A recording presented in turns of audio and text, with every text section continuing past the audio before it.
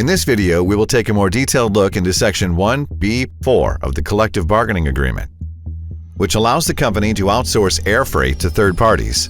The company utilizes a variety of terms to refer to this outsource air freight, such as commercial line haul, belly freight, underbelly capacity, global partner network, or more recently, whitetails. While these terms are not included in the contract, they mostly refer to Section 1B.4 provisions in the CBA. When pilots reference belly freight, they commonly think of freight that travels on the underbellies of passenger airlines. And of course, this is a large component of the Section 1B.4 provisions of our CBA. But the same section of the CBA allows the company to buy capacity on dedicated freighters, using a variety of arrangements. Interlining is the practice of placing FedEx freight on scheduled passenger or cargo carriers. Normally, this has been used to serve markets that the company does not have the authority to operate to, or that are too small to be served by company aircraft. Co-loading is an arrangement in which another carrier agrees to carry an unspecified amount of company freight on its regularly scheduled flight. Contrast this with block space agreements, in which the company commits to buying a specific amount of capacity on another carrier's flight.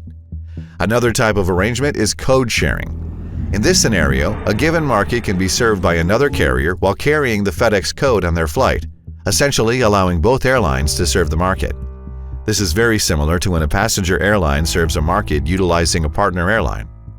Finally, part charters are utilized when the company agrees to split a charter to serve a certain market with another organization or carrier. All these Section 1B.4 terms described in the CBA are explained in a 1998 letter that can be found on the FDX ALPA Scope Committee website. Now let's look at the differences between the domestic and international Section 1B.4 provisions. First, it's important to recall the CBA definitions of domestic versus international, which are explained in detail in another video presented in this series. For a quick recap, domestic, for the purposes of scope, is any flight that operates solely within the contiguous 48 states, while international is all flying that originates, transits, or terminates within the United States or its territories via a location outside of the contiguous 48 states. This definition is important, as Section 1B.4 provisions are different for the domestic and international network. Domestically, the company is restricted to utilizing these provisions only when necessary to expedite or for economic necessity. In contrast, internationally, the company can utilize these provisions as required. Historically, when the company identified a need to service a certain market, but it deemed it too small to be served economically by company aircraft, an interline agreement would be utilized to service it. As markets grow, they may warrant larger alternatives like code share, co-loading, or block space agreements.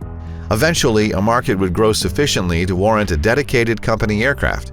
In this example, a FedEx package is being sent from Wichita, Kansas to the island of St. Martin in the Caribbean. It flies on the FedEx network to Memphis, then to Miami, and from there, it is sent via an interline agreement on a passenger carrier to its destination.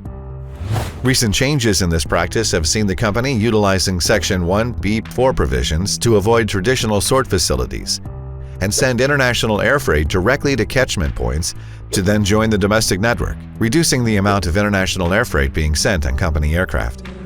In this example, a FedEx aircraft departs Guangzhou, China for Honolulu. Company freight is also flown from Seoul and Tokyo on the bellies of passenger aircraft to Honolulu.